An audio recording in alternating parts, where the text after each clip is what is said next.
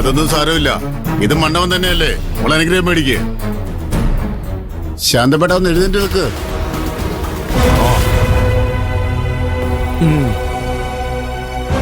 കുഞ്ഞോളെ,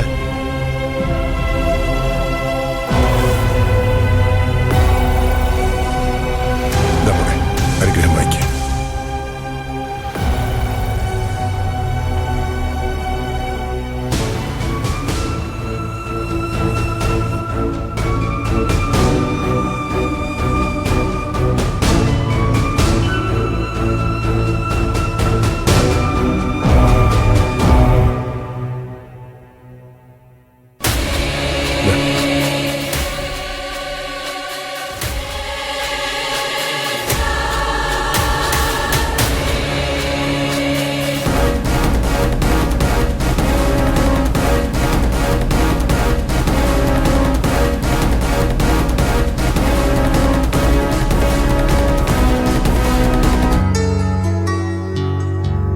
കല്യാണി, നിങ്ങൾ ചാരുവിനെ കൂട്ടിക്കൊണ്ടുപോയി വധുവിനുള്ള മുറിയിലെടുത്ത്. അമ്മായി വന്നില്ലല്ലോ. അമ്മായിയുടെ അനുഗ്രഹം വാങ്ങിക്കണ്ടേ? അതിന് അവളിങ് എത്തണ്ടേ? നിങ്ങൾ മുറി ചെന്നിരിക്കെ.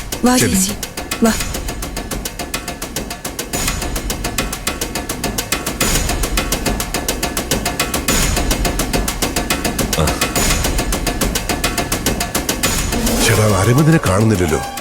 കൂട്ടിക്കൊണ്ട് വരാന്ന് പറഞ്ഞ ഹേമയും കാണുന്നില്ല. ഇതെന്താ ഇവർക്കൊന്നും ഒരു ഉത്തരവാദിത്തം ഇല്ല? വരും ബാല, മുഹൂർത്തത്തിന് സമയാന്നല്ലേ ഉള്ളൂ. പിന്നെ ബാല, എല്ലാരെയും മുമ്പിൽ വെച്ച് ചാരുമോളെ കൊണ്ട് എന്റെ കാലെ തൊട്ടുവെച്ചത് അത് വേണ്ടായിരുന്നു. അവള് ഗുരുത്തുള്ള കുട്ടിയാ. കേട്ടില്ലേ പറഞ്ഞത്? അവളെ അനുഗ്രഹിക്കാൻ അമ്മ വരുമെന്ന്. അത് തീർച്ചയാ. ലത ഇവിടെ തന്നെയുണ്ട്. അവള് കാത്തിരുന്ന മുഹൂർത്തല്ലേ വരാൻ പോകുന്നത്. ഓ ഗോവിന്ദ, നീ ഇവിടുന്ന് പോയി നോക്ക്. അരവിന്ദന് ഹേമ ഇനി താമസിച്ചുകൂടാ. ഞാൻ നോക്കാം. വേഗം പോ.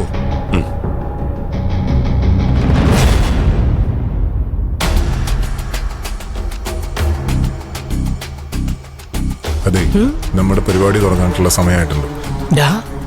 ആ ഇരുതലമൂരി ഹേമ വിശ്വസിക്കല്ലേ? അവരെന്തെങ്കിലും കാണിച്ച അതിനുള്ള മറുമരുന്ന് ഞാൻ കണ്ടുവച്ചു.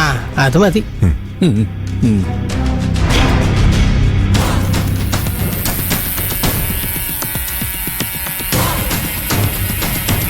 ഹലോ അമ്മായി, ഇങ്ങോട്ടൊന്നും പറയാൻ നിൽക്കണ്ട. ഞാൻ പറയുന്ന കേൾക്കണം.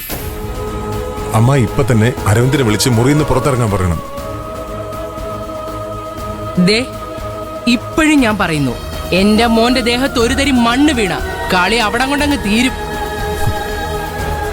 പിന്നെ ഈ ഹേമ എന്താ ചെയ്യുന്നതെന്ന് ബാബുക്കുട്ടൻ ഊഹിക്കാൻ പോലും പറ്റില്ല. പിന്നെ ചാരുമോഹ വട്ടക്കായൽ അങ്ങ് മുക്കിയെന്ന് കരുതിയാ മതി. ഇത്രയൊക്കെ കരുക്കൾ നീക്കി കളിക്കാൻ അറിയാമെങ്കിൽ എന്തിനെ എപ്പോ അടപ്പിട്ട് പൂട്ടണമെന്ന് ബാബുക്കുട്ടനെ അറിയാം. നീയൊന്നും എന്നെ ശരിക്കും മനസ്സിലാക്കിയിട്ടില്ല. പിന്നെ വീട്ടിൽ നിന്ന് ഇറങ്ങിയ ഉടനെ ഫോൺ ഓഫ് ചെയ്യാൻ അരവിന്ദനോട് പറയണേ. ശരി.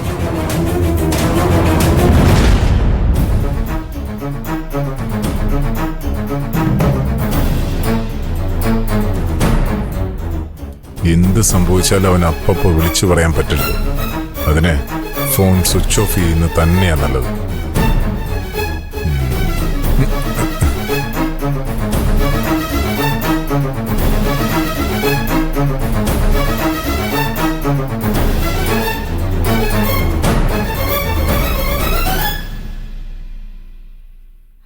അതെ, എടാ മോനെ, എടാ നിന്റെ അടുത്ത് ആരുണ്ട്? എടാ നീ എവിടെ നിക്ക? ഞാൻ വാഷ്റൂമിൽ തന്നെയാ. ആ മുറിക്കകത്ത് രമേശനുണ്ട്. അയ്യോ, എത്ര പോവാൻ പറഞ്ഞാലും പോകുന്നില്ല. പിന്നെ ഡോറിന് പുറത്ത് പ്രിയനും കൈലാശുണ്ട്. ആകാശന് എന്തൊക്കെയോ സംശയം തോന്നിയിട്ടുണ്ട്. അവനെ അവരെ കാവലിട്ടിട്ട് പോയേക്കുവാ. ഞാൻ ഇറങ്ങാൻ പോവുക. ഇനിയിപ്പോ അളിയനാണ് ശരി, പുളിയനാണ് ശരി. ഞാൻ ആ വേസ്റ്റിനെ മുറിക്കകത്തിട്ട് പുടിയിടാണെങ്കിൽ ഞാൻ ഇവിടുന്ന് ഇറങ്ങിക്കോളാം. അമ്മ പേടിക്കണ്ട. എടാ പേടി നിന്റെ കാര്യത്തിലാ. അവിടെ പുറത്ത് നിൽക്കുന്ന പുളിയന്മാരെയൊക്കെ ഞാൻ മാറ്റിക്കോളാം. അത് കഴിഞ്ഞിട്ട് മതി നീ ഇറങ്ങുന്നത്. അവിടുന്ന് ഇറങ്ങിക്കഴിഞ്ഞാൽ നിന്റെ വാ മൂടിക്കെട്ടി വീഡിയോ എടുക്കും. അതിനും അപ്പുറം എന്തെങ്കിലും നടന്നാ നീ പിന്നെ ഒന്നും നോക്കരുത്. എടുത്തങ്ങ് കായലിൽ ചാടിക്കോണം. അവനെ വള്ളത്തിൽ പുളിങ്ങുന്ന സ്കൂളിന്റെ അടുത്ത് എത്തിക്കുന്നല്ലേ പറഞ്ഞത്. ഞാൻ ബൈപ്പാസ് എത്തിയ ഉടനെ അമ്മയെ വിളിക്കാം. എടാ ഫോൺ ഓഫ് ചെയ്ത് വെക്കണേ. ഞാനിപ്പോഴേ ഫോൺ ഓഫ് ചെയ്യാം. ആ മറ്റവന്മാരെ അവിടുന്ന് മാറ്റാനുള്ള ഏർപ്പാട് ഞാൻ ചെയ്തോളാം. എടാ മക്കളെ സൂക്ഷിക്കണേ. കാശൊക്കെ ഭദ്രമായിട്ട് ബാഗിലെടുത്ത് വെച്ചിട്ടുണ്ടല്ലോ അല്ലേ? അയ്യപ്പനയുടെ പ്രമാണം എടുത്ത് വെച്ചോണം. ചിലപ്പോ പെട്ടെന്നൊന്നും വരാൻ പറ്റിയെന്ന് വരില്ല. പിന്നെ ഒന്നുകൂടി പറയാ, സൂക്ഷിക്കണേ. ശരി അമ്മേ.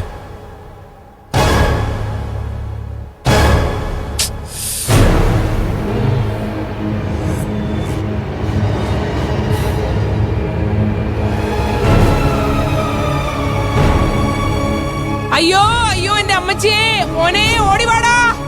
അയ്യോ എന്നെ ഗുണ്ടകൾ തള്ളിയിട്ടിട്ട് പോയേ. രമേശാ മോനെ, അയ്യോ അപ്പച്ചി അയ്യോ അയ്യോ അപ്പച്ചിയെ പിടിച്ച് തള്ളിയോ? അത് കൊള്ളാലോ. അപ്പൊ അപ്പച്ചിയെ തള്ളിയ ഗുണ്ടകളെ കണ്ടിട്ടാവും പാറു കരഞ്ഞത്. അപ്പച്ചി പേടിക്കണ്ട, അരവിന്ദ് അളിയനും പ്രിയനും കൈലാഷും ഒക്കെ അങ്ങോട്ട് പോയിട്ടുണ്ട്. ഗുണ്ടകളെ അവര് കൈകാര്യം ചെയ്തു. അപ്പച്ചി എഴുന്നേക്ക്. അപ്പച്ചി അപ്പച്ചി അപ്പച്ചി എന്ത് പറ്റി? എന്ത് പറ്റി അപ്പച്ചി?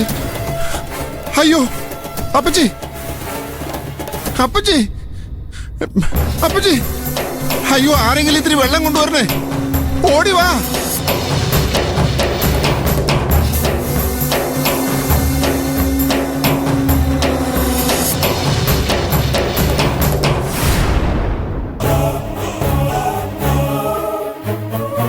ഓക്കെ അല്ലേ? ഓക്കെ ആണോ? നോക്കട്ടെ. ഹലോ. അച്ചു, നീ പെട്ടെന്ന് ഇങ്ങ് വാ. ആയിരം പറയല്, നിന്റെ അമ്മ തല ചുറ്റി വീണു. അയ്യോ അമ്മയോ? ഒരനക്കമില്ല. എന്താ പറ്റി? അയ്യോ വിളിച്ചിട്ട് എഴുന്നേക്കുന്നില്ല. അപ്പച്ചി എഴുന്നേക്കപ്പച്ചി. ദേ ഒരനക്കമില്ല. വല്ല അറ്റാക്കും ആണോ എന്ന് എന്റെ സംശയം. അയ്യോ എന്തോ എന്താ എന്തു പറ്റി? അമ്മയ്ക്ക് എന്താ പ്രശ്നം? അമ്മയ്ക്ക് എന്തു പറ്റി? അമ്മ ബോധം കെട്ട് വീണോന്ന്? പെട്ടെന്ന് വാ അപ്പച്ചി. അപ്പച്ചി ഒന്ന് എഴുന്നേക്കപ്പച്ചി. അപ്പച്ചി, ഇവിടെ ആരും കാണുന്നില്ലല്ലോ. ഇവിടെ ആരെങ്കിലും ഒന്ന് ഓടി വാ. ഞാനേ അങ്ങോട്ടൊന്ന് ചെല്ലട്ടെ. അയ്യോ ചേച്ചി, ഞാനും കൂടി വരാം. അത് വേണ്ട, മുഹൂർത്തത്തിന് സമയമായില്ലേ. ഞാൻ ആകാശനെ വിളിച്ചിട്ട് പോക്കോളാം.